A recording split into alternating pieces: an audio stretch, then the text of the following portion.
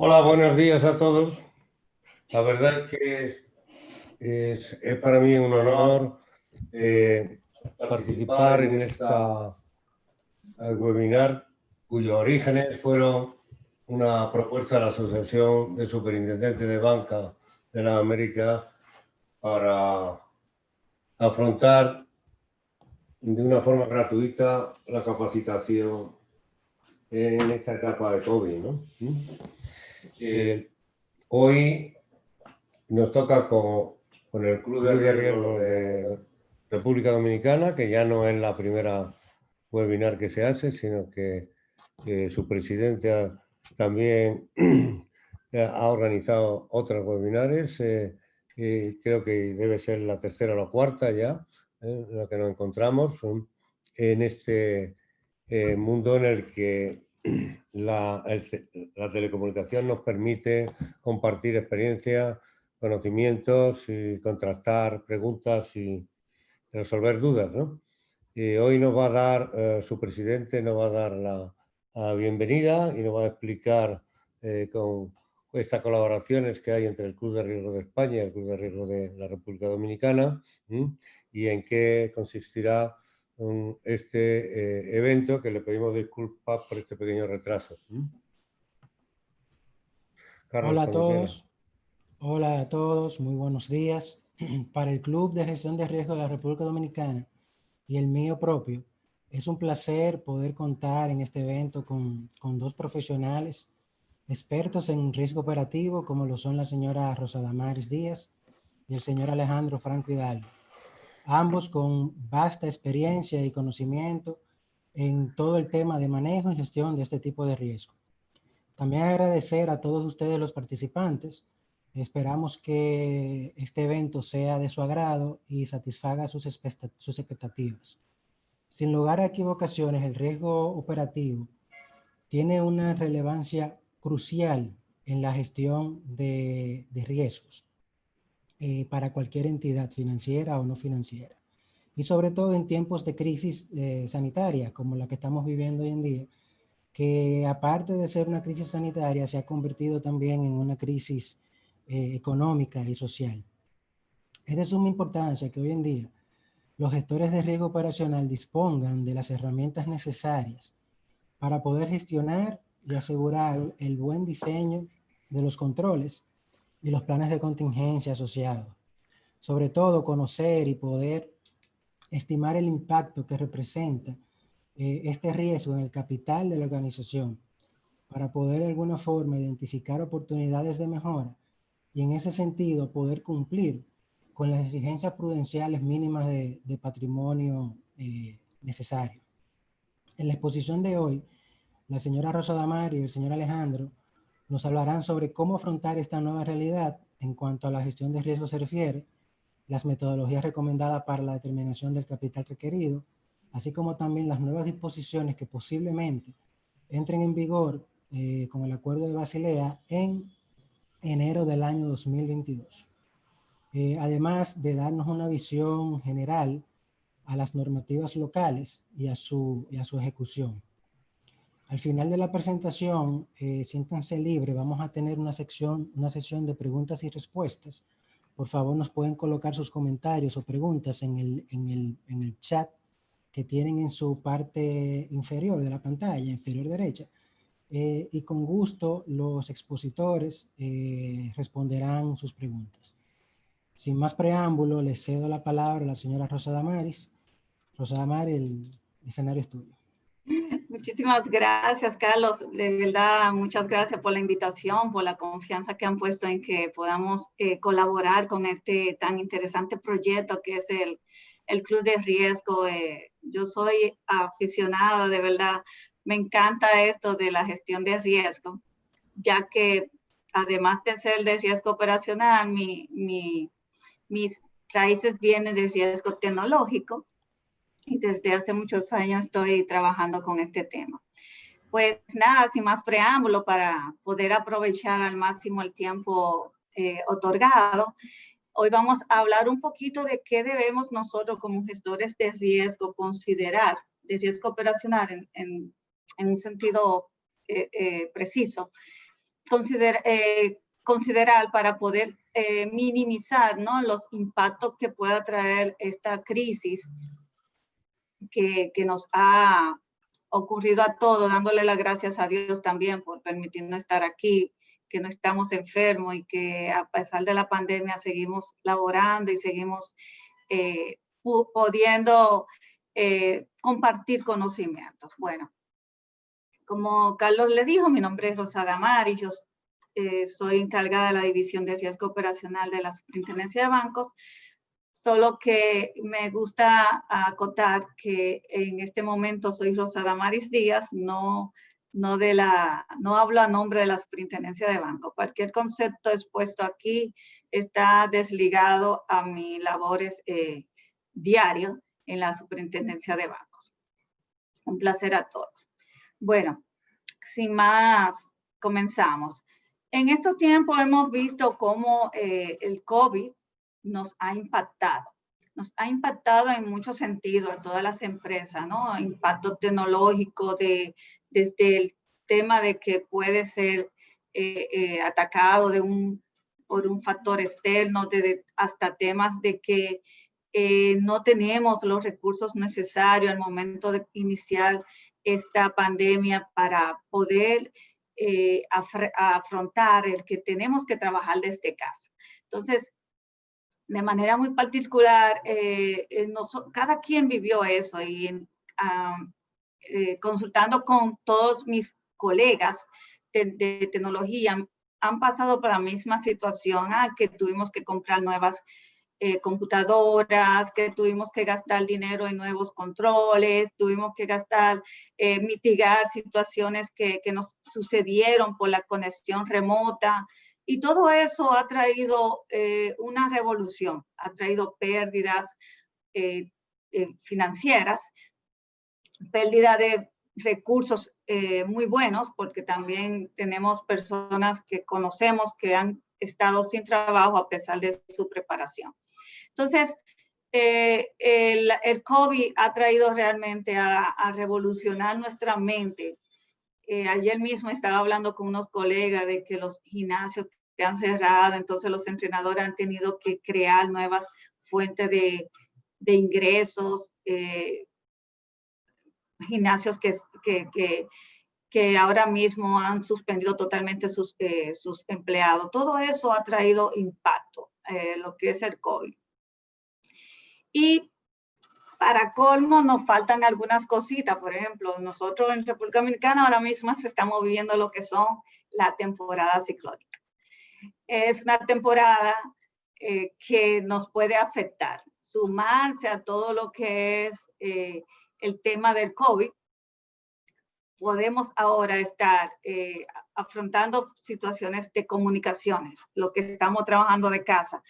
Pudiera ser que afecte las comunicaciones y no nos podamos conectar a nuestros lugares de trabajo. O sea, que todavía nos faltan más cosas por afrontar y tenemos que estar preparados, basada en las experiencias ya o el aprendizaje que hemos tenido de esta pandemia de 6 meses ya en casa, 7 meses, casi 8 en casa. Entonces, poder mitigar cualquier otras pérdidas ya por lecciones aprendidas. Y hay otras cosas que pueden suceder que o no. Por ejemplo, posibles ocurrencias. Yo estuve leyendo, porque leo mucho sobre todos los temas que pudiera afectar a nivel de operacional a las entidades de intermediación financiera, que es donde yo me desenvuelvo, cosas que pudieran ellos afectar. Entonces, me gustó este anuncio. La NASA advierte que el sol podría dejar de brillar y causar una catástrofe. Entonces, ya ahí sí no hay para nada. Pero aún así tenemos que trabajar en todas esas, vamos a decir, indicadores que el medio ambiente puede estar alertándonos para poder mitigar esas situaciones. Entonces, fíjense, me gustó estas dos gráficas porque teníamos muchos planes para el 2020. En mi trabajo teníamos un project plan para este año que es increíble. Muchísimos proyectos nuevos, proyectos que eran muy interesantes y necesarios. Sin embargo, no se pudo lograr. Nos encontramos con este iceberg que es el COVID y nos afectó muchísimo. Y así están, entiendo que muchas empresas en todos los sectores económicos, industriales, que se están viendo afectados. Tenían un flujo de efectivo para el año, una proyección de efectivo para el año, el restaurante, por ejemplo, y demás, que han tenido que cambiar o cerrar en muchos casos. Como le dije de los gimnasios, aquí están cerrando muchos gimnasios, muchos restaurantes, y se ven muchos avisos de que lamentablemente por el tema de COVID debimos de cerrar. Y algunos creían que estaban muy preparados. Sin embargo, le dio una flecha justo donde ahí en el talón de Aquiles que le afectó. Y no se prepararon adecuadamente. Creían que tenían un plan de continuidad muy preparado, habían pagado muchísimo dinero y pensaban que estaban listos. Todos pensábamos que estábamos listos para el 2020. Sin embargo, hubo un flechazo que se llama COVID-19 que ha cambiado nuestras perspectivas. Y hemos tenido que ser en muchos aspectos resilientes. Esta pandemia realmente nos ha llevado a reinventarnos, a querer hacer algo más. En los webinars, por ejemplo, se han multiplicado, las reuniones remotas se han multiplicado. Todas estas informaciones que estoy dando, seguro que todos aquí que estamos, si estamos conectados en este webinar, hemos estado conectados en este tema de cómo afrontar la pandemia. Entonces, fíjense, eso no es nada. Hay muchísimas otras cosas que pueden realmente afectarnos. Ese video me encanta porque todavía creemos que estamos bien. ¿Y qué pasa? El negocio tiene que reinventarse porque los riesgos siempre existen. Hayan sido detectados o reconocidos o informados, están ahí. Me gustó un artículo que leí en estos días donde un país tenía previsto una pandemia, pero el COVID-19 salió de sus proyecciones. Ellos tenían dentro de sus matrices de riesgo, mitigaciones, tenían todo un plan de trabajo remoto en caso de una pandemia, tenían todo bien para ello, bien preparado. No obstante, el COVID-19 ha excedido sus proyecciones y han tenido que tomar nuevas medidas para poder mantener el negocio. Y es que los riesgos siempre existen. Un negocio que crea que comienza sin ningún riesgo está equivocado. Los riesgos antes de comenzar cualquier proyecto, ya sea personal, familiar, de trabajo, profesional, debemos de hacer ese acápite aparte para identificar cuáles riesgos pudieran desviarnos de nuestros objetivos. Y es eso, riesgos es exactamente eso. Riesgo es ¿qué no puedes afectar? Entonces, ¿qué cambió con esto del COVID? Cambiaron muchísimos aspectos que antes eran diferentes. Por ejemplo, cambió el que ahora las empresas le están dando muchísimo más importancia a lo que es la continuidad de negocio. ¿Qué hacer para mantenernos dando los servicios? Y esto es un aspecto que se llama resiliencia. Mi trabajo, por ejemplo, no confiaban en que se podían hacer trabajos a nivel remoto. Yo siempre dije, yo pudiera trabajar desde mi casa porque mi trabajo es principalmente informes, análisis, riesgos. No obstante, entendían que tenían que tener a una empleomanía en sus áreas de trabajo y controlarle que si el horario, que si la entrega, sí. Esto por resultado funciona y ha funcionado más que incluso estando en el trabajo, porque en tu casa, si tú eres disciplinado, claro está, no es que esto es un valor absoluto. Si tú eres disciplinado, funciona. Incluso a mis superiores les ha gustado más que yo esté en la casa, porque el trabajo se ha hecho con más, no eficiencia, sino ha dado resultado. Esta nueva modalidad ha dado resultado. Entonces, el trabajo en casa cambió, ¿no? En este país, porque también en otros países ya esto es normal, trabajar desde su casa. También formas de comunicación y entrega de servicios. Los restaurantes han tenido que cambiar su forma de un local presencial a un local de delivery, a una modalidad de poder entregar el servicio a través de envíos. Las empresas de envíos, como en este país, por ejemplo, tenemos la de Pedidos Ya, Evo, Uber Eats. Todas estas empresas han tenido una oportunidad y han visto un nivel positivo de lo que es el COVID, porque le han podido hacer acuerdos con estos restaurantes que quieren seguir y han sido resilientes y para mantener un servicio, entregándoles servicio a sus clientes.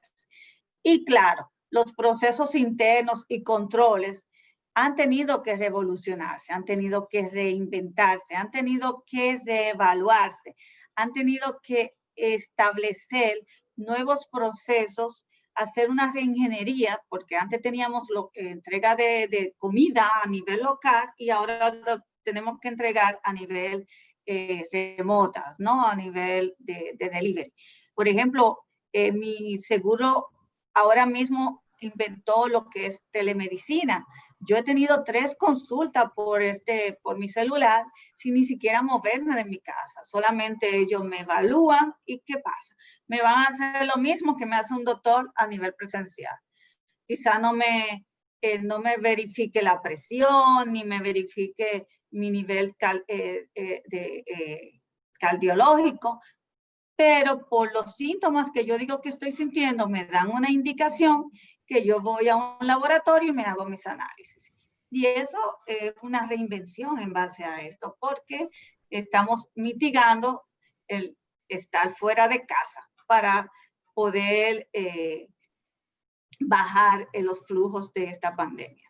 Entonces, todos estos temas aumentan el riesgo. Hay un aumento de riesgo, hay aumento de que el delivery no llegue y tenga que reembolsarte tu dinero porque pagaste, no te llegó la comida o llegó fría, tengo un nivel de calidad que cumplir contigo y no lo cumplí porque se llegó la comida en mal estado. Muchísimas cosas. Pasa un accidente de que el delivery no llegó. Muchísimas situaciones. Entonces, aumenta el riesgo. Y ahí es que yo tengo que también, en mi análisis de riesgo, poder verificar cuáles son esos nuevos riesgos. O sea, una matriz de riesgo que teníamos antes de la pandemia no debe quedar igual. No importa la industria o el sector. ¿Y qué sigue ahora? Bueno, debemos volver a una normalidad, a una nueva normalidad para poder subsistir. Como le dije, sin riesgo no hay negocio. Entonces aquí ya tenemos que decidir si tomar o no el riesgo para poder seguir. Cuando verificamos estas nuevas modalidades de entregar el almuerzo, vemos que hay nuevos riesgos. Entonces tenemos que decidir, ¿seguimos o no? Y ahí es que debemos de establecer cuál va a ser mi nueva normalidad, cuál va a ser mi nueva modalidad de entrega de servicio, cuál va a ser mi reinvención. Entonces, ¿qué tenemos que hacer? Intensificar la gestión de los riesgos. Y si hablamos de riesgos operacionales, que la que más por el nivel de regulaciones que aplican a ellas, que lo hacen son bancos, seguros, industrias de intermediación financiera como puesto de bolsa de valores. Son esas industrias las que más gestionan los riesgos operacionales, porque así las regulaciones se lo exigen. Entonces, ¿qué debe de hacer un banco? Un banco ahora debe de identificar cuáles son esos nuevos riesgos con las nuevas modalidades. En este tiempo se ha acelerado el tema de la transformación digital, más que el año pasado, sí, todo el mundo estaba montándose en lo que es la transformación digital, confundiéndolo muchas veces también con automatización de procesos, que no es eso. Una transformación digital nos va a llevar a dar esos servicios que damos basado en una nueva modalidad digital, con servicios como la app, yo siempre digo app, perdón, la app, las aplicaciones móviles, ¿no? Hablando en español, las aplicaciones móviles, los servicios por chat, donde yo le hago el mantenimiento al carro, ahora no me aceptan citas de que yo vaya o llamada, porque no hay personas en la oficina, sino que es por un chat. Es la única modalidad que tengo para hacer mi cita, pero ellos ya aplicaron lo que es el transformar ese servicio de citas a una aplicación móvil. Eso es reinventarse y tiene sus nuevos riesgos, claro está. Entonces, hemos hablado mucho de riesgo. Yo nada más voy a dar una introducción de lo que es riesgo, porque yo sé que todos los que estamos aquí conectados sabemos lo que es riesgo. Solamente me gustaría hacer una acotación en base a lo que dice la ISO 31000. Es que siempre vemos el riesgo, lo que hablamos de riesgo financiero, siempre vemos el riesgo como una pérdida. Y es así, en finanzas, o sea, lo que son riesgos financieros son así. Y, los bancos gestionan su riesgo para mitigar pérdida, riesgo de pérdida de crédito, riesgo de pérdida por riesgo de por mercado, tasas, por operacional, por legal. Siempre mitigamos riesgo a nivel financiero, a nivel de lo que es lo negativo, la pérdida. Sin embargo, la ISO 31000 nos dice que riesgos son oportunidades también para que sea algo positivo. Lo que le dije, estas empresas de delivery en estos tiempos de COVID han tenido más negocio que anteriormente, porque si yo iba a una pizzería a comerme una pizza, ya por no estar en el negocio y también por los toques de queda y demás situaciones que ha traído esto, lo que hago es que la pido. Entonces, incluso la pido antes de la hora del toque de queda porque tampoco el delivery puede estar mucho en la calle. Entonces, esas son los temas positivos que pudiéramos ver en base a un riesgo que se materializó, tuvo un efecto para desviar nuestros objetivos esperados, pero puedo crear una oportunidad de esos riesgos y crear nuevos objetivos. Entonces, nos dice la ISO que este efecto es algo basado en una incertidumbre, ¿no? Que es un estado de que tú no conoces lo que va a suceder, como ahora no sabemos si vienen los ciclones, si van a pasar, si de los tantos ciclones que se declararon en la temporada ciclónica de este año, si algunos nos va a tocar. Ahora mismo me mandaron una noticia de que ya pasó uno que estábamos monitoreando y que era González, y ahora se crea una que es posible. Dicen que no es hoy ni es en la semana que viene, es mañana, que pudiera convertirse en ciclón y ya estar pasando por el Mar Caribe. Eso nos puede afectar en República Dominicana. Entonces son cosas que puede todavía, con los objetivos planteados en base a la nueva modalidad por el COVID, puede también cambiar otros objetivos. Entonces, todos los riesgos, sean con un efecto positivo o negativo, va a afectar el objetivo planteado al momento de iniciar una actividad en un negocio. Entonces, por riesgos operacionales, conocemos todo aquello que pueda generar pérdidas financieras por efectos creados a través de las personas, ¿no? En estos días se están generando muchas pérdidas financieras por trabajo remoto, ya sea por el mismo empleado o ya sea por la conectividad o ya sea por situaciones de que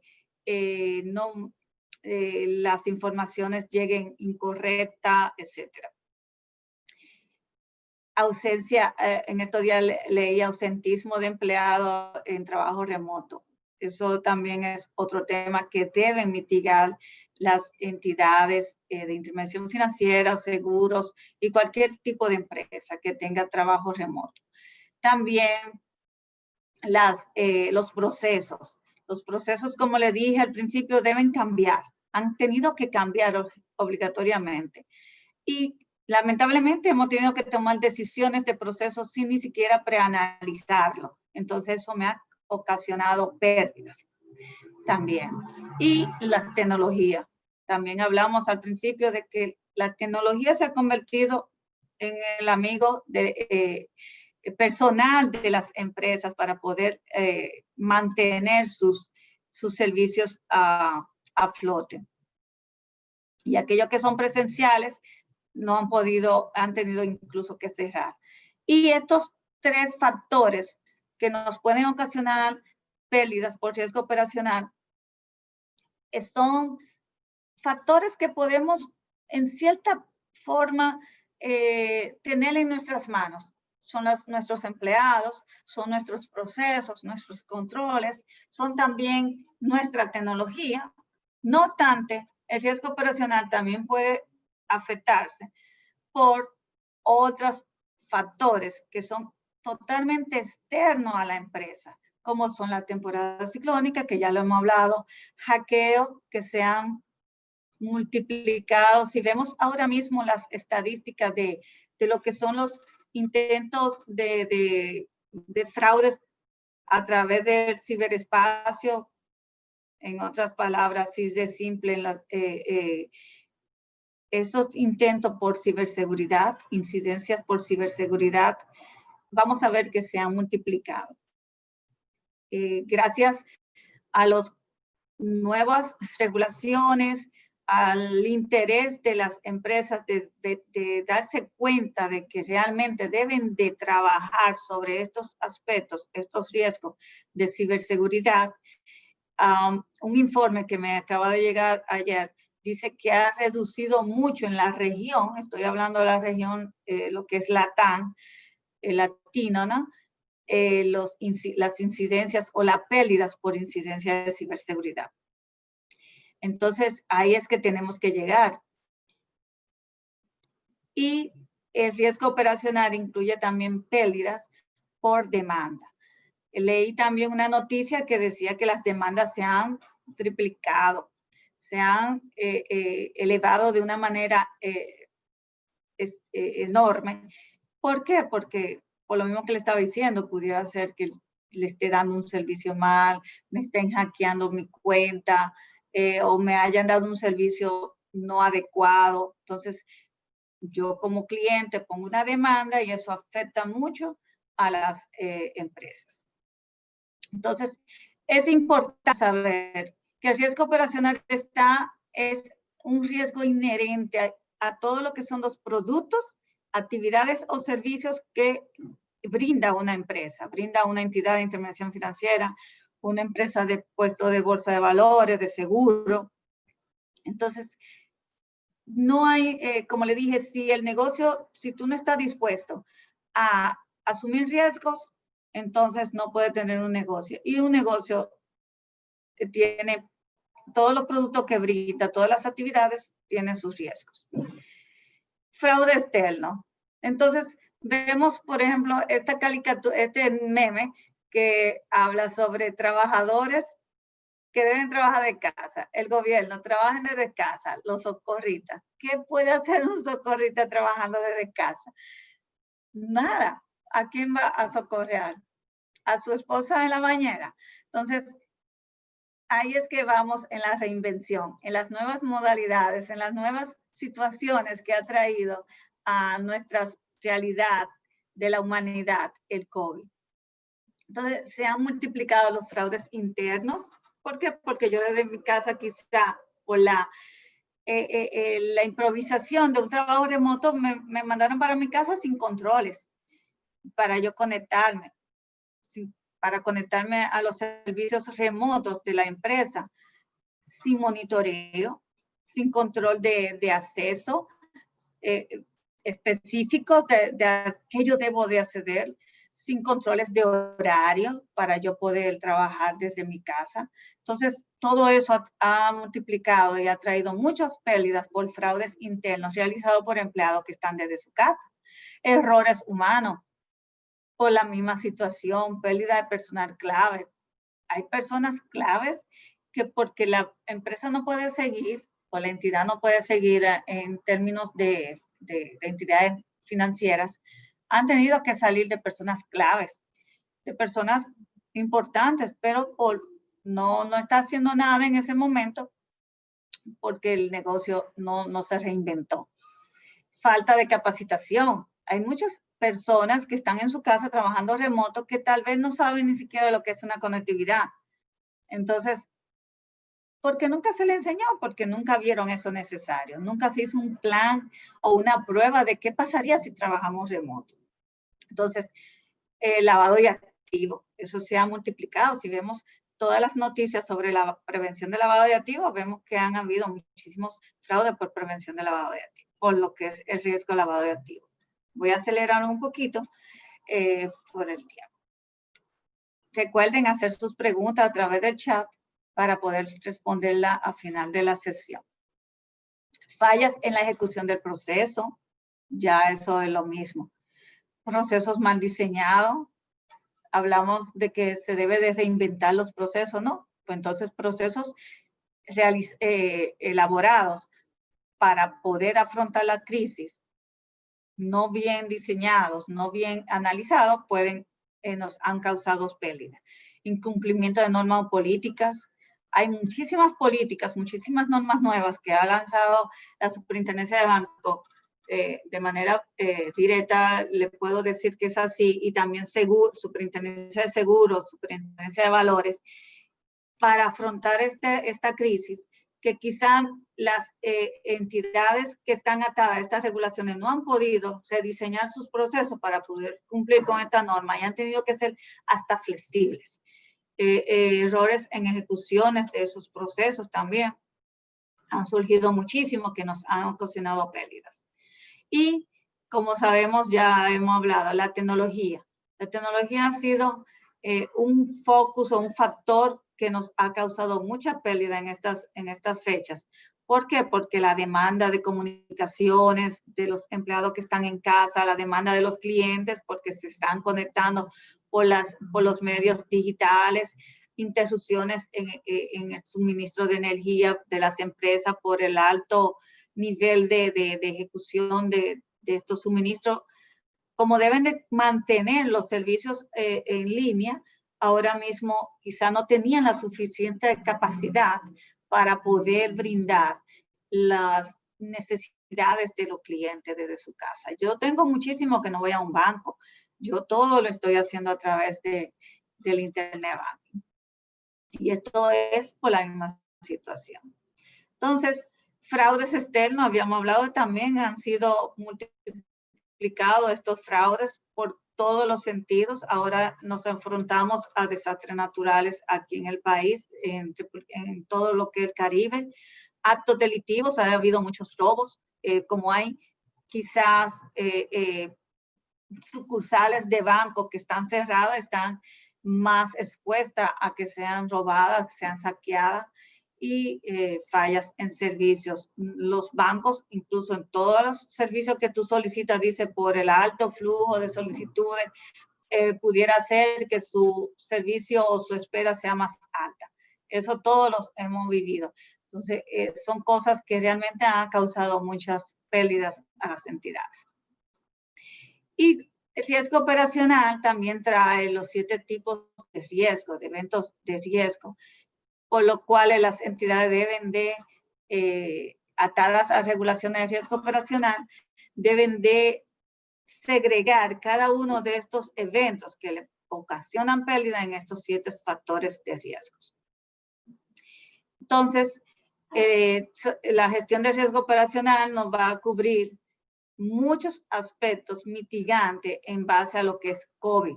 los gestores de riesgo tienen una mayor responsabilidad de riesgo operacional, tienen una mayor responsabilidad de ayudar a la empresa, sus empresas, ya sea cuando hablo de empresas aquí o de entidades, estoy hablando ya de todo el conglomerado de intermediación financiera, de mantener integridad en los procesos de negocio, porque como primera línea de defensa, yo no sé quién aquí no ha visto el nuevo modelo de las 3 líneas de defensa. Me encantó, realmente creo que se identifica más la realidad de los negocios.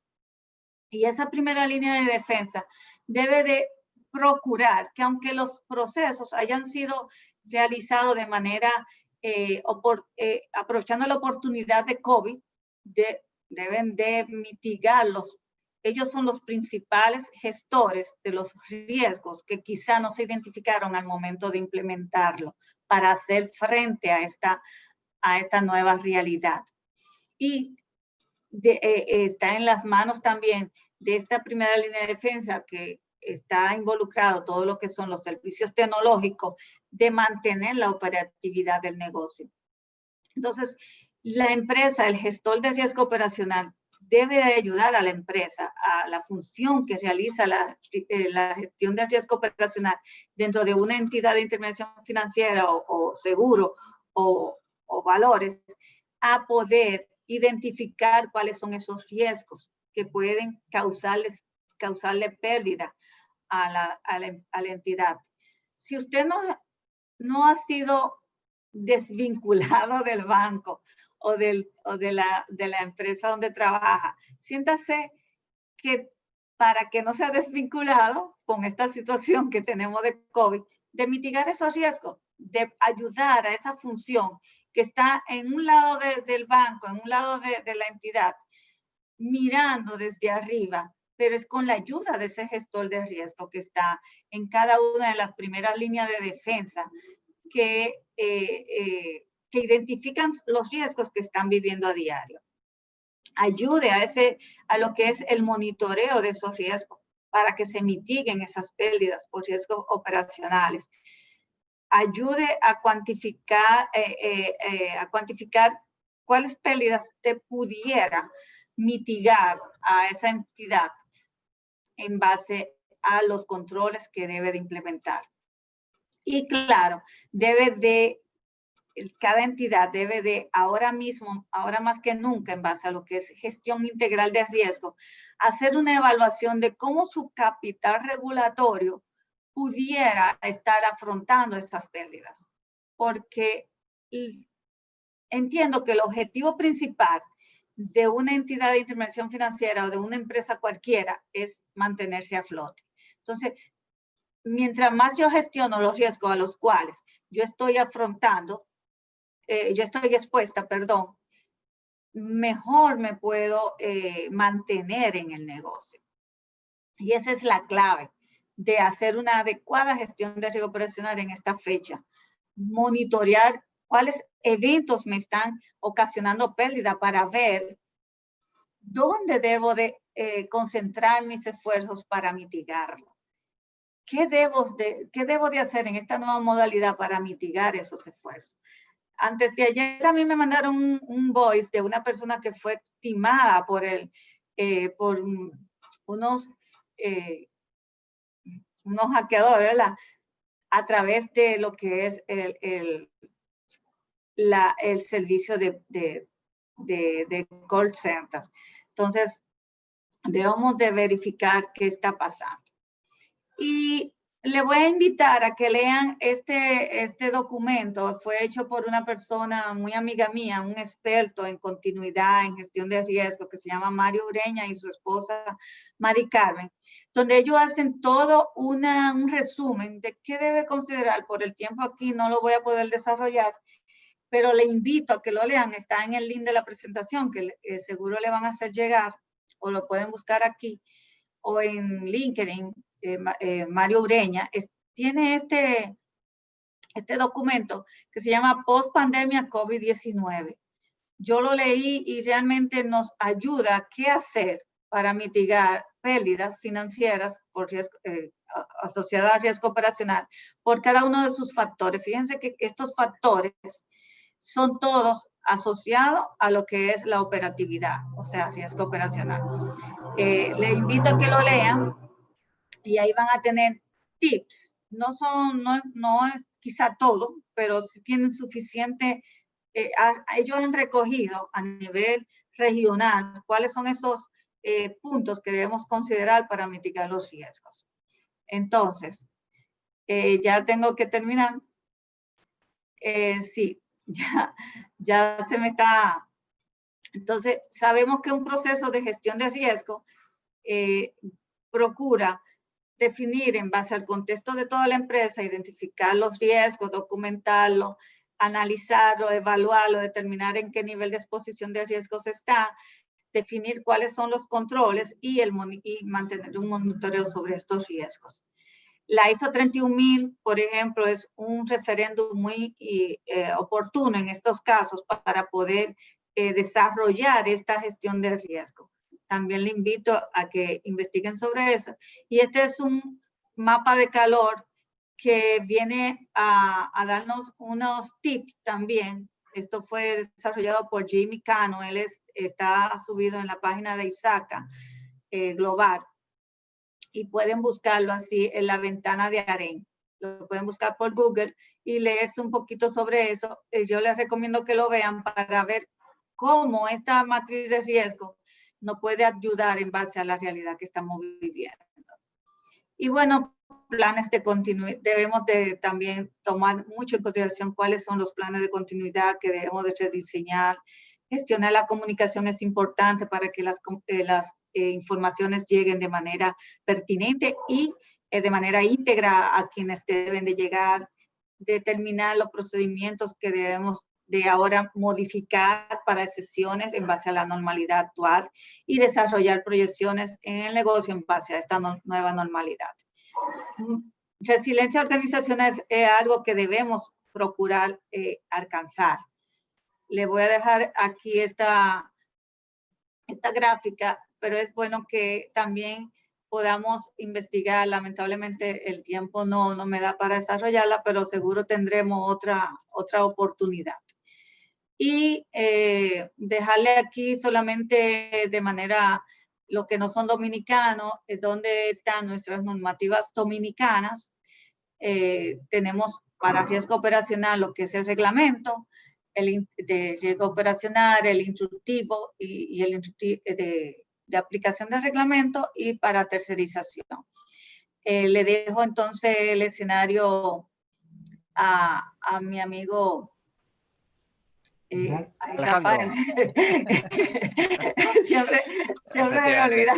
Efectivamente. Bueno, buenas tardes a todos. No sé si me escucha bien desde España. Entiendo que sí. Porque vamos, si tengo el cable conectado y entiendo que se estará escuchando bien. Voy a proyectar mi parte de la presentación para continuar un poco con los comentarios que estaba haciendo mi compañera Rosa. Bueno, yo trabajo en el Banco Bilbao Vizcaya Argentaria, en BVA, es un banco español, y bueno, y mi función básicamente consiste en hacer los desarrollos para los sistemas que se utilizan en el mundo de riesgos, en finanzas y en la parte, digamos, de aplicaciones corporativas. Entonces, bueno, tengo cierta experiencia en aplicaciones de riesgo operacional y me gustaría compartirla con ustedes para que vean un poco cuál es un poco mi visión y cuáles son los próximos hitos, ¿no?, que se van a dar en los próximos meses. Voy a compartir la pantalla. Y cuando la comparta, pues por favor, si en cualquier momento ven algún problema, como hemos venido comentando anteriormente, pueden a través del chat ir poniendo todas las consideraciones que vean oportunas. Y si por favor, si no lo ven, pues díganmelo, porque la idea es que lo arreglemos lo más pronto posible. Y además es que a veces cuando uno comparte las pantallas, a veces se ve otras veces no se ve, es un poco aleatorio, con lo cual yo la he compartido. Si entiendo que no dicen nada por el chat, supongo que se estará viendo bien. Vamos a empezar a proyectar. Y bueno, y lo primero que vamos a revisar es el índice. ¿Qué es lo que vamos a ver durante mi exposición? Pues bueno, lo primero que vamos a ver son los casos paramétricos, o sea, casos, digamos, de riesgo operacional en el pasado que vamos a mencionar muy brevemente y lo vamos a comparar con este nuevo hito, ¿no?, del riesgo operacional que estamos viendo, que es el tema del COVID, que bueno, no tiene precedentes, como todos ustedes se pueden imaginar, y bueno, merece un comentario aparte. Luego también vamos a revisar un ejemplo de un plan de contingencia que una compañía podría llegar a implementar como consecuencia del COVID-19, y luego iremos viendo un poco lo que dice la regulación internacional de Basilea II y de Basilea III, cómo aplican estas regulaciones en el caso de la República Dominicana y cuál es un poco el porvenir, digamos, regulatorio, ¿no?, que tenemos en ciernes, que es el método estándar avanzado. Y por último, pues compartiré un poco la bibliografía de las fuentes de información que hemos utilizado durante la exposición para que ustedes puedan ampliar la información si lo estimen conveniente. Lo primero de todo, bueno, y no lo he dicho, pero por si acaso lo recalco, estoy también pendiente del chat del grupo en Zoom y si en cualquier momento quieren comentar cualquier cosa, pues lo pueden hacer y no hace falta tampoco esperar hasta el final de la presentación porque yo creo que es más dinámico si de repente les surge una duda, pues bueno, en confianza, pues lo explicamos ahí en el momento y ya está. Lo primero, bueno, como iba diciendo, esto es una cosa, lo que estamos viendo es un momento excepcional que probablemente no tiene precedentes hasta la Segunda Guerra Mundial, o sea, es algo totalmente sistémico, ¿no? Entonces, tradicionalmente, los casos más importantes de riesgo operacional que se han ido produciendo a lo largo de la historia, pues estaban localizados, ¿no?, de alguna manera, pues en un país o en una compañía. Aquí, pues hemos puesto unos ejemplos por si quieren ahondar un poco en esta información, como es el caso famoso de Jerome Kerviel, un trader de Société Générale, que estafó miles de millones a su empresa como consecuencia de unas operaciones fraudulentas. Tenemos el caso de Bernie Madoff, que era probablemente el gestor de fondos más importante del mundo, un hito en Nueva York, que realmente, bueno, pues creó una estafa piramidal como no se ha visto jamás en la historia de la humanidad, por así decirlo, y bueno, como consecuencia de eso, pues acabó en la cárcel y hubo gente que perdió pues sus ahorros, ¿no?, miles de millones. Y luego también otro caso paramétrico que podríamos comentar también es el caso de BlackBerry, que es una compañía que, como ustedes conocerán, hace pues relativamente poco, ¿no?, parece como que ha pasado mucho tiempo, pero realmente han sido solo 5 o 6 años, pues esta compañía pues gozaba de una gran reputación y se utilizaban estos teléfonos para el mundo de las empresas. Hace 5 años, parece que fue hace 20 años, pero no, fue hace 5 años. ¿Qué les pasó a esta compañía? Pues que tuvieron un problema con el servidor de correos electrónicos porque tomaron una mala decisión estratégica. En vez de utilizar el servidor de correos electrónicos como hace Google, pues eso, de Gmail o de lo que quieran, de Hotmail, de Yahoo, tenía su propio sistema de correos electrónicos porque ellos consideraban que era más seguro. ¿Cuál es el problema? Que ese sistema fue hackeado y durante 2-3 días aproximadamente todos los usuarios de BlackBerry del mundo se quedaron sin poder acceder a la información de sus correos electrónicos. Y como esta empresa estaba sobre todo diseñada y posicionada en el mercado para atender al sector, digamos, de los clientes empresariales, pues tuvieron un problema reputacional muy grande, tuvieron un problema operacional como consecuencia de un fallo, ¿no?, de ciberseguridad que les hizo, pues bueno, prácticamente desaparecer, ¿no? Entonces, pues bueno, aquí son, por así decirlo, tres casos un poco diferentes. El primero, el de Jerome Kerviel, pues sería algo más relacionado con un fraude, digamos, interno de un empleado. El segundo caso, el de Bernie Madoff, es un fraude externo, porque realmente lo que estamos hablando es de una gestora bueno, que ha cometido un fraude, ¿no? Entonces, por ejemplo, si nosotros somos un banco de inversión que teníamos y estábamos ofertando productos de Bernie Madoff, pues como consecuencia de un fraude externo, pues bueno, tenemos que ahora hacer frente con nuestros clientes a una desaparición de recursos importante y de alguna manera pues nos va a afectar, ¿no? Y lo último, pues sería un problema de ciberseguridad, que esto está relacionado con, digamos, con esas clases de riesgo que ha estado comentando Rosa y que, bueno, y que efectivamente son todo riesgo operacional. ¿Qué pasa ahora con el coronavirus? Que esto ya no tiene nada que ver, el mundo del COVID-19 ya no tiene nada que ver con lo que hemos visto hasta ahora. Si uno mira las proyecciones de Producto Interior Bruto para el próximo año, bueno, mejor dicho, para este año, para el 2020, son para echarse a temblar. Nunca en la historia de la humanidad se habían visto unos crecimientos tan negativos, ni siquiera durante los años más profundos de guerra que se vivieron en Europa, ¿no? Jamás. Entonces, los países más desarrollados además son los que están teniendo mayores caídas, ¿no? En la zona euro, pues como ven, pues una caída en previsión del Fondo Monetario Internacional del 10,2%, una auténtica barbaridad. En Estados Unidos algo menos, un 8%. En Reino Unido, pues ya lo sacamos de la Unión Europea, a pesar de que no se ha ido todavía, pero bueno, lo sacamos un 10,2%. Y bueno, Canadá, como ven, un 8,4%, México un 10,5%. Bueno, al final esto es un desastre absoluto.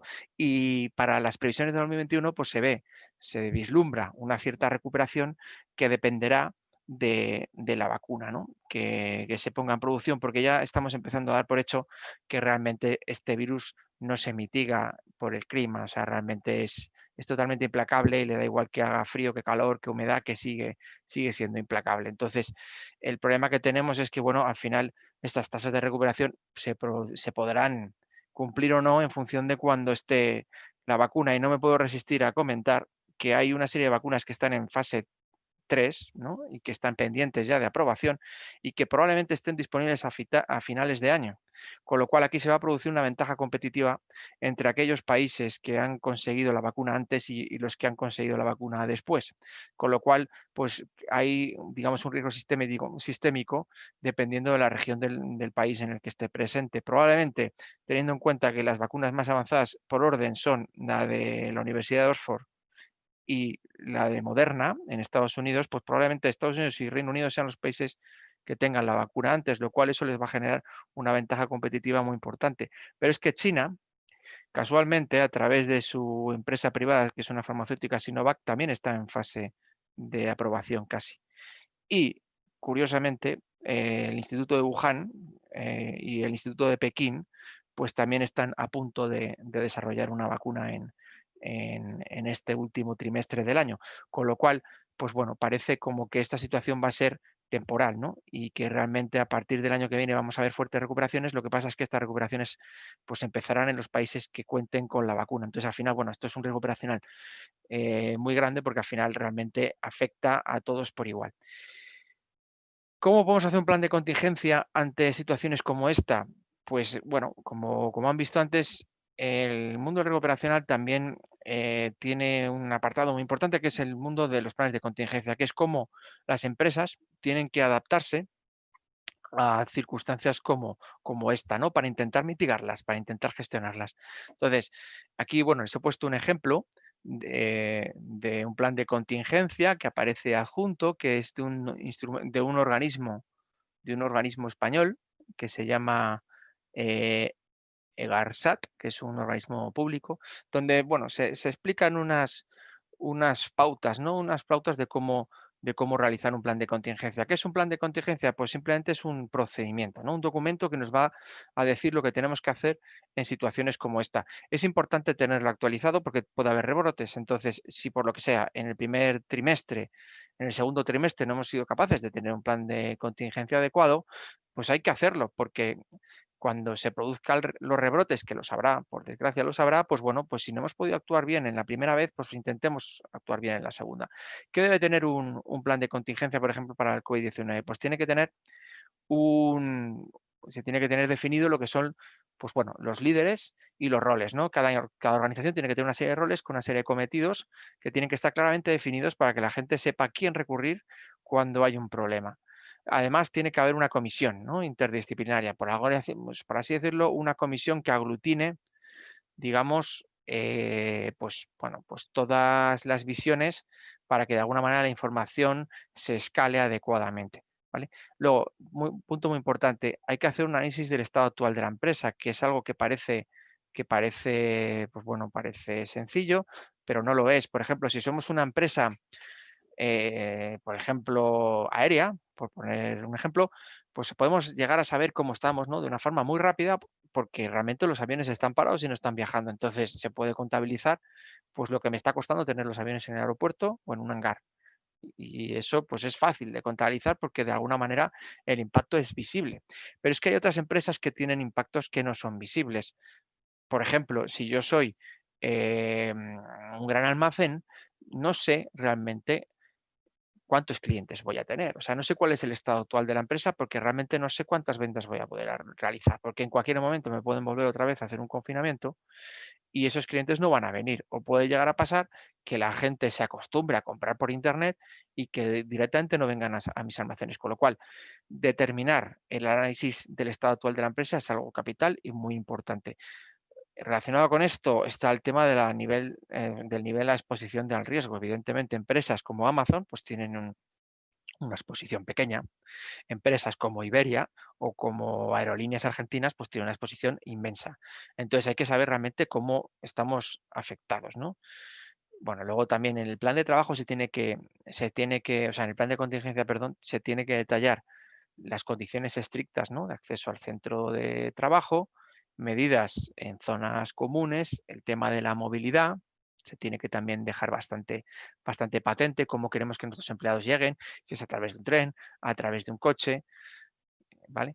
Y luego en el centro del trabajo, pues en este plan de contingencia se pueden establecer pues medidas organizativas, pues eso por ejemplo, la disposición de los sitios, ¿no? Intentar que haya una separación, por ejemplo, de 2 metros entre persona y persona, porque se ha visto que a pesar de que lleves una mascarilla, es relativamente importante que la gente esté separada porque las probabilidades de contagio se reducen, ¿no? Medidas higiénicas personales, pues oye, pues intentar decir que los empleados tienen que venir de determinada manera. Medidas de protección colectivas, pues por ejemplo, el acceso a hidrogeles, material, digamos, quirúrgico como mascarillas, para que si de repente a alguien se le rompe, por ejemplo, una mascarilla, pues poder cambiarla. Medidas de protección individual, o sea, pues cómo tienen que venir nuestros trabajadores, con la ropa, la protección ocular, los guantes. Esto es muy importante, sobre todo si somos una empresa industrial. Si, por ejemplo, somos la Volkswagen, pues evidentemente la gente en la cadena de montaje trabaja de forma muy junta, entonces hay que dejar bien definido cómo tienen que venir, el tipo de indumentaria, la protección respiratoria y demás. Medidas de fuera del trabajo. Aquí permítame un poco el chascarrillo. Claro, de nada sirve que yo imponga unas normas estrictas en el trabajo si luego fuera del trabajo mis trabajadores hacen un poco lo que les da la gana. Por ejemplo, no sé si conocen al Real Madrid, es un equipo de fútbol muy importante, para mí el mejor, que realmente ahora tiene un problema, que es que efectivamente si los jugadores entrenan en Madrid, pues hay todas las medidas sanitarias necesarias, de desinfección, o sea, todo está impecable. ¿Cuál es el problema? Que si luego hacen una fiesta o una barbacoa o cualquier cosa, cada futbolista en su casa e invita a personas, digamos, de fuera de la burbuja, pues se pueden contagiar. Y es lo que ha pasado. Hay un jugador del Real Madrid que se llama Mariano que está contagiado y que realmente no va a poder jugar la fase siguiente de la Champions League. Y entonces, bueno, esto puede ser un problema para el Real Madrid porque si los trabajadores se contagian como consecuencia de este empleado que ha dado positivo en coronavirus, pues realmente de nada le ha servido todas las medidas de prevención que ha realizado dentro del club. Y luego, pues bueno, por finalizar, una actuación ante el personal vulnerable, evidentemente si hay trabajadores que tienen más edad o que tienen algún tipo de problema coronario o diabetes o lo que sea, hay que tener un especial cuidado. Y luego, pues los pasos para el plan de contingencia, que de alguna manera se tienen que establecer de forma cronológica. No me quiero tampoco extender mucho, este es otro ejemplo de plan de contingencia, que este es un poco diferente, va por fases. Como ven aquí, fase 0, determinación del alcance. Fase 1, análisis de la organización. Fase 2, determinación de la estrategia. Fase 3, respuesta a la contingencia. Fase 4, prueba del mantenimiento y revisión. Fase 5, concienciación. No me quiero tampoco entrar mucho en detalle porque el tiempo que tenemos es limitado, pero bueno, la idea es que ustedes tengan una idea, una percepción de cómo se tiene que hacer un plan de contingencia. Y es algo que a mi juicio es muy importante porque lo que está escrito de alguna manera se cumple y lo que no está escrito está un poco sujeto a la suerte. Entonces, estas cosas hay que tenerlas bien atadas para que cuando pase lo indeseable, todo el mundo sepa lo que tiene que hacer. Volviendo otra vez al tema del cálculo de capital. Bueno, ¿qué es el cálculo de capital? Pues bueno, esto significa que los reguladores, como consecuencia de que seamos una entidad financiera, nos van a pedir tener un capital regulatorio suficiente para dar, pues eso, cobertura a los eventuales riesgos operacionales. Evidentemente, esto que voy a explicar hoy está basado en circunstancias, digamos, como las que había en Basilea II en el año 2004. La legislación que hay ahora mismo en la República Dominicana, que mi compañera Rosa ha comentado, se fundamenta pues, en una normativa que aparece ahí, bueno, ahí ustedes pueden ver el código y de hecho también aparece anteriormente en la presentación, que lo que dice es que hay que remitirse al método estándar en el caso de República Dominicana para lo que es el cálculo de capital. Este método se desarrolló en el año 2004 y bueno, tiene sus limitaciones, pero también tiene sus ventajas. ¿Cómo se calcula? Pues bueno, básicamente lo que dice este método que se decidió en su momento es que el capital por riesgo operacional al final va a ser la media de los últimos 3 años de los márgenes brutos de las líneas de negocio, de tal manera que si yo tengo un banco comercial, ¿vale? Pues le voy a aplicar un 12%, si es un banco que hace intermediación minorista un 12%, si me dedico a la gestión de activos un 12%, servicios de agencia un 15%, banca comercial un 15%, pagos y liquidación 18%, negociación y ventas 18% y financiación empresarial 18%. ¿Qué significa esto? Pues significa que si yo me dedico solo a una línea de negocio, pues aplico el porcentaje correspondiente. Si me dedico a varias, pues entonces tengo que ir identificando cada una de esas líneas de negocio e ir aplicando el coeficiente correspondiente sobre el margen bruto. ¿Y el margen bruto qué es? Pues las ventas y el coste de las ventas, ¿no? O sea, con la información financiera, con la información contable, con lo que es el balance, yo puedo calcular este capital por riesgo operacional por el método estándar. Me va a dar un capital elevado, como es lógico, pero la ventaja que tiene es que esto es fácil de calcular y además que es uniforme y de alguna manera, pues para un regulador es atractivo porque es fácil, ¿no?, de supervisar, ¿no? Otro método que propone Basilea en Basilea II es el método del indicador básico, que es aplicar un 15%, o sea, en este caso, digamos, el coeficiente que se aplica es siempre el mismo, lo cual es más sencillo, pero esta vez sobre el promedio de los 3 años de ingresos netos anuales de la institución. De nuevo, pues eso se calcula de forma parecida y viene de la información financiera. Estos dos métodos, pues bueno, son los que se puede utilizar y realmente en los países donde el sistema financiero no es muy complejo, pues son los que se están utilizando. Pero Basilea III lo que quiere es que, bueno, básicamente avancemos en el tema regulatorio para tener unos sistemas de cálculo de capital, por así decirlo, más complejos.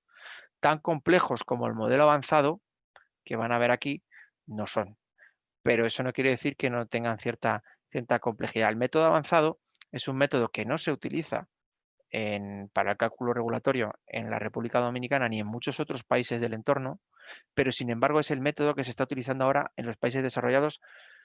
¿Por qué? Porque es un método que les permite a las entidades financieras, pues bueno, gestionar de alguna manera su impacto en capital. ¿Por qué?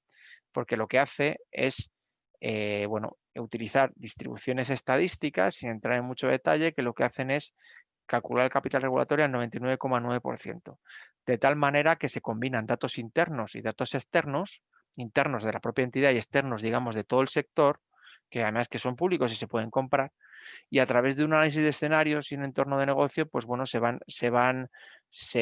sacando una serie de estadísticas que luego, si tenemos la suerte de que nuestro regulador nos aprueba ese modelo avanzado, pues bueno, normalmente suelen traer ahorros en términos de coste de capital.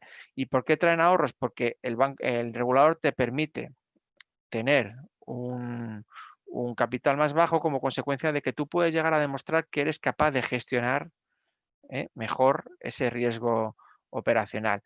Entonces, bueno, tienes que aprobar con tu regulador pues, los umbrales mínimos, los años de historia, pues eso, se pueden reducir también hasta un 20% como consecuencia de que haya pólizas de seguro bajo determinadas condiciones, con lo cual este método avanzado se ha avanzado porque permite a las compañías, como he dicho antes, tener unos capitales mejores, ¿no? O sea, más bajos, con lo cual la entidad pues, sería más rentable que el método indicador básico y el método estándar, pero para conseguir ese descuento, ¿no?, por así decirlo, pues hacen pues, que haya unos sistemas más complejos de cálculo y que realmente las entidades pues, bueno, acrediten una mejor capacidad del cálculo de capital, ¿vale?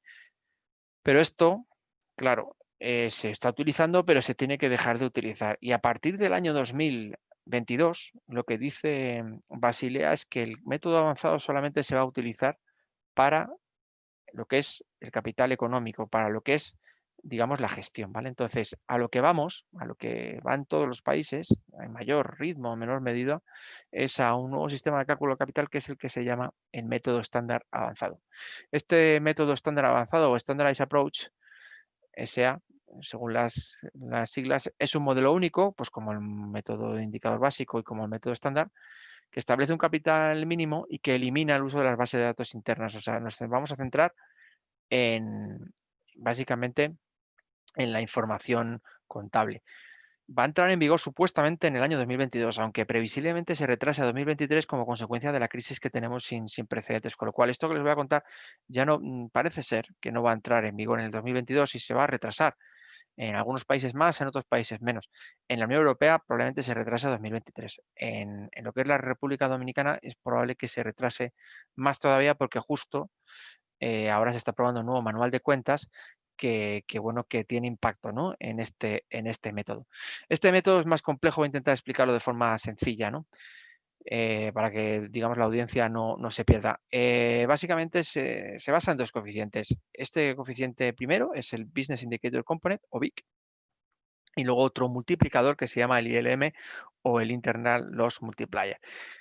El BIC, que es el primer componente, pues bueno, parte del margen bruto, ¿vale? Como el método estándar. Se obtiene por un coeficiente que está relacionado con las ventas, digamos, de la compañía. Y como hemos dicho antes, los datos proceden de la contabilidad. El Internal Loss Multiplier, pues bueno, lo que hace es utilizar un multiplicador en base al histórico de pérdidas de la propia entidad durante los últimos 10 años, ¿no? Y puede aumentar o reducir ese capital por riesgo operacional en función de las pérdidas que nosotros hayamos registrado. Aquí, bueno, ven un poco la formulación, ¿no? del BIC, ¿vale? El BIC, como ven, se descompone primero en el BI, y este BI, pues bueno, sin entrar mucho en detalle, pues tiene a su vez una serie de subcomponentes. El ILDC pues son los ingresos por intereses, leasings y dividendos. El SC sería el complemento de servicios y el FC sería el componente financiero. Combinados estos tres, ¿vale? Tenemos el BI. Y estos tres, como ven, se basan en información financiera, información contable. Por eso decíamos que pues digamos, el cambio de lo que es el sistema de cuentas de la República Dominicana puede afectar, ¿vale? Porque para utilizar este método se necesitan medias de los últimos 3 años, y si el sistema contable cambia, pues a lo mejor hay que esperar 3 años a que tengamos esas medias, ¿vale?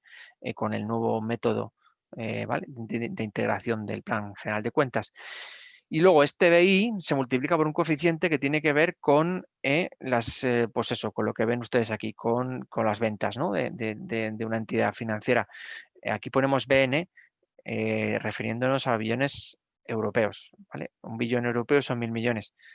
O sea, perdón, son 1.000.000 de millones, ¿vale? Y los americanos, pues bueno, utilizan un billón diferente. Para un americano, 1.000 millones es un billón. Y cada uno, en función del tamaño, ¿no? digamos, de la entidad financiera, pues aplican coeficientes diferentes, 12, 15 y 18, ¿vale? Y luego está el ILM, que es lo que habíamos visto antes, Internal Loss Multiplier, que se calcula de la siguiente manera. Bueno, aquí tiene una expresión matemática que es bueno, que es más o menos compleja, que está relacionada con el logaritmo leperiano del valor exponencial, que como ustedes saben, bueno, es sobre base 10, de 1 más el LC partido por el BIC, y el LC pues son las pérdidas de los últimos 10 años multiplicadas por 15. Sin entrar en mucho detalle, básicamente lo que está diciendo esto es que bueno, que tienes que ir registrando en tu contabilidad cada una de las pérdidas operacionales con un umbral que va a ir oscilando entre los 20.000 y los 100.000. Cada país establecería unos umbrales distintos. Estos umbrales están en euros porque son basados en lo que es la regulación europea, ¿vale? Pero efectivamente, dependiendo de cada país, estos umbrales podrían ir variando, y son muy importantes estos umbrales. ¿Por qué? Porque en función del umbral que tengamos, pues vamos a registrar más o menos pérdidas, ¿vale? Puede haber cierto interés si somos un organismo, o sea, una entidad financiera, a intentar registrar a partir de un umbral alto para que, por así decirlo, no tengamos un recargo en riesgo operacional muy grande, ¿no? Y como combinación de ese BIC que hemos visto y ese ILM, pues al final obtenemos el capital por riesgo operacional, ¿vale? Ventajas del método estándar. Ventajas, pues bueno, que permite la comparación muy fácil entre entidades. No es como el modelo avanzado, que cada entidad, digamos, ha hecho una negociación un poco bilateral con cada regulador, con lo cual no son tan comparables. Lo que se dio cuenta, digamos, el organismo Basilea III es que si cada banco tira por el método avanzado, es muy difícil poner un criterio común, ¿no? Y hacer investigaciones de cómo está el sector. Entonces, lo que proponen es este método porque es más contable, es más estándar, ¿vale? Y además no necesitan tener un área de validación. Las áreas de validaciones son pues esos departamentos que los reguladores meten en las entidades financieras de forma estable para que estén permanentemente vigilando que realmente las cosas se calculen como se tienen que calcular, ¿no? Con lo cual este método es más sencillo y más fácil de implantar. Desventajas. Aumenta considerablemente el capital regulatorio, ¿vale? Y esto es una desventaja para las entidades financieras, en el sentido de que si tienen que aumentar su capital regulatorio se reduce la rentabilidad de esa entidad financiera. Y claro, ahora mismo con la que está cayendo, permítanme la expresión, pues es muy difícil aumentar el capital regulatorio porque los bancos ahora mismo están haciendo nuevas provisiones como consecuencia de los deterioros, sobre todo de sus fondos de comercio. Por ejemplo, el Banco Santander ya publica unas pérdidas de 10.000 millones históricas, jamás se publican unas pérdidas tan grandes, con lo cual pedirle a un banco que está luchando por su supervivencia que aumente capital es complicado, por eso creemos que se va a retrasar este método. Fomenta la ocultación de pérdidas. Bueno, aquí permítame también una licencia. Esto evidentemente es subjetivo. ¿Por qué lo hemos puesto? Porque, digamos, es mi opinión personal. Evidentemente, si se aumenta, o sea, si el umbral es alto, muchas pérdidas por debajo de esos 100.000, ¿vale?, que hemos visto aquí, pues no se van a registrar. Entonces, los bancos, pues de alguna manera están siendo incentivados a no registrarlo todo, porque cuanto más registren, cuanto más pérdidas por riesgo operacional registren, más capital van a tener que alocar, ¿no? Entonces, bueno, y luego además también tiene un problema, que es que los bancos pequeños, que tienen un business indicator de 1.000 millones de euros hacia abajo, no están obligados a capturar sus pérdidas, con lo cual pues hay como una cierta inercia, ¿no?, a intentar ser pequeño para librarse de esto, ¿no? Y bueno, y efectivamente lo que decíamos al principio, como solo se usan bases de datos internas y no se usan bases de datos externas, pues aquí hay una desventaja clara, que es que si a una entidad financiera le ha pasado un hecho grave, pues esa información yo en mis estadísticas que tenía, ahora ya no la puedo tener. Y las bases de datos como por ejemplo ORX, que proporcionaban benchmark y permiten creación de, pues eso, de umbrales muy bajos, pues no se pueden utilizar para el cálculo regulatorio y solo se pueden utilizar para la gestión, con lo cual de alguna manera pues es probable que estas bases de datos mueran. ¿Vale? Y bueno, aquí como ven pues está la bibliografía, básicamente lo que nos hemos basado para desarrollar este documento. Y bueno, y al final, pues bueno, la idea era comparar los distintos métodos que hay de cálculo de capital y ver cómo cada uno de ellos es distinto y tiene sus ventajas y sus inconvenientes. Espero que más o menos haya entendido. Si por lo que sea tienen dudas, aquí voy a dejar mi dirección de correo electrónico a la que pueden ustedes remitirse si necesitan hacer algún tipo de pregunta. Y sin más, devuelvo la conexión. Bueno, pues muchas gracias, Alejandro. Rosa, yo creo que estamos en un momento importante, llevamos un tiempo sobrepasado en lo que es habitual en estas webinares, pero creo que la variedad de asistentes y el interés temático no ha merecido la pena, ¿no?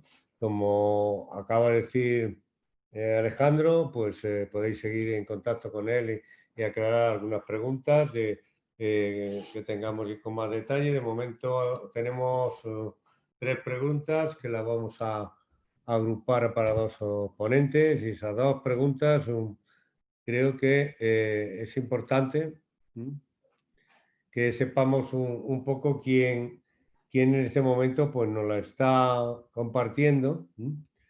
Y creo que una vez me ha indicado que la responda Rosa, porque va en línea con qué, dónde y cómo podemos cuantificar pues toda una serie de gastos, como ponía el ejemplo, ¿no? Mascarillas o equipo de trabajo que se le hay que dar a los empleados, ¿no? bueno, pues la pregunta era si eso realmente se puede cuantificar como riesgo operacional. Rosa, esa es la pregunta dirigida hacia ti. No, realmente ya estos insumos son parte del costo de mantener el negocio funcionando.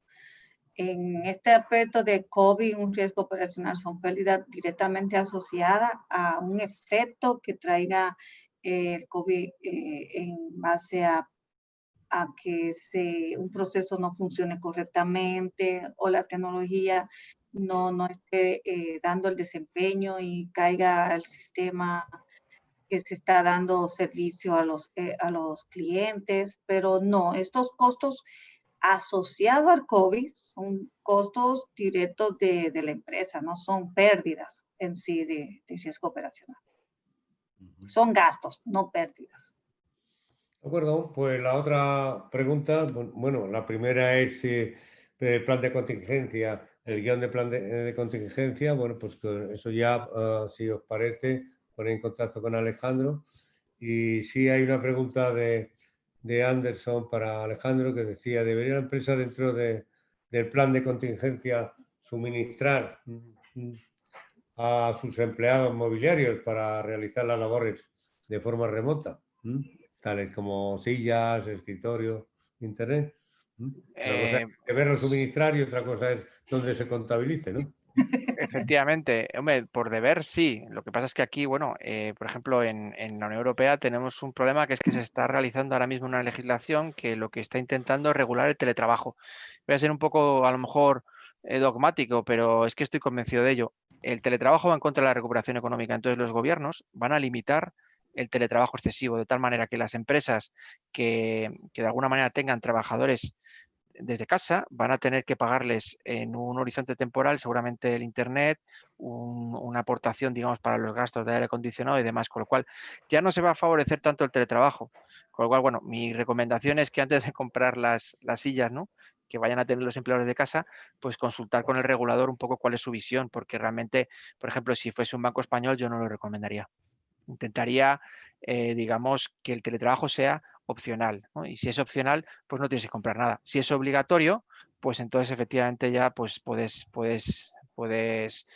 tener que comprarlo, pero si es opcional, se supone que como tienes un puesto de trabajo habilitado en tus instalaciones, no estás en la obligación de comprarle una silla o un ordenador portátil o yo que sé, no sé, cualquier cosa a los trabajadores que están en su casa porque realmente están fuera de tu jurisdicción. Bueno, pues hay una última pregunta de Jacqueline que nos lo hace sobre, dice textualmente, hola, quisiera saber más sobre el curso de riesgo operacional. Pues en el último slide lo vio, pero no pudo apuntarse, ¿no? Aclararlo. Independientemente, por supuesto, Jacqueline, que si nos escribes a Nemesis, a infonemesisrisk.com, te mandaremos todo tipo de detalle, incluso te podemos llamar y explicártelo a ti personalmente. Como estamos con premura de tiempo por no molestar al resto de los compañeros, simplemente deciros que en estos cursos de riesgo operacional pues hay planteamientos desde cursos de un mes, ¿no?, específicos de riesgo operacional, a otros cursos, certificaciones de 3 meses en el que entra riesgo tecnológico, operacional, reputacional, y que podéis tener una visión más de conjunto con un componente práctico. Como habéis visto en esta webinar, lo que es un curso compendiado en temas en el curso pueden durar un mes o pueden durar 3 meses. La dedicación de tiempo lectivo puede ser de 12 horas o a 20 horas según sea uno u otro. Y los precios lógicamente oscilan, pero la ventaja que tiene es que si sois socios del club o vuestra entidad es socia del club, pues tiene un descuento de Club de Riesgo de Dominicana, pues tiene un descuento del 25%, ¿no? En ese sentido, simplemente, para no ocupar más tiempo, como Carlos Rijo va a cerrar esta webinar, que es el presidente, y os mandará una carta agradeciendo vuestra presencia y os adjunta los distintos cursos, y ya que hay esta pregunta en concreto de riesgo operacional, pues adjuntará no solo todos los cursos que hay hasta final de año, sino el desarrollo del curso de riesgo operacional, que por el que habéis preguntado. Así que, bueno, Carlos, cuando quieras, si te parece cerrar la sesión. Sí, claro, gracias. Como dice el señor Francisco, en las próximas horas le vamos a estar enviando un correo con el material del curso de riesgo operativo, también incluyendo los otros materiales que puedan servir de ayuda y de apoyo para los gestores en este tema de gestión del riesgo operativo de manera específica en tiempos de pandemia, en tiempos de crisis.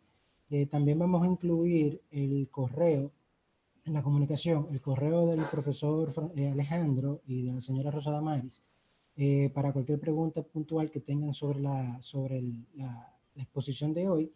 Y al igual vamos a poner a su disposición esta presentación, este video, lo vamos a subir en los canales en el canal de YouTube del club, y también la documentación en las redes y en la página web del CGRRD. Agradecer su participación, agradecer su asistencia, agradecer de manera especial a Rosa Damaris y al profesor Alejandro Franco, agradecer también a Némesis y la colaboración del Club de Gestión de Riesgo de España. Y gracias a todos por su tiempo. Nos vemos en una próxima actividad y encantados. Hasta la próxima. Gracias, Carlos. Bye. Bye bye. Gracias a todos y hasta luego. Gracias a todos.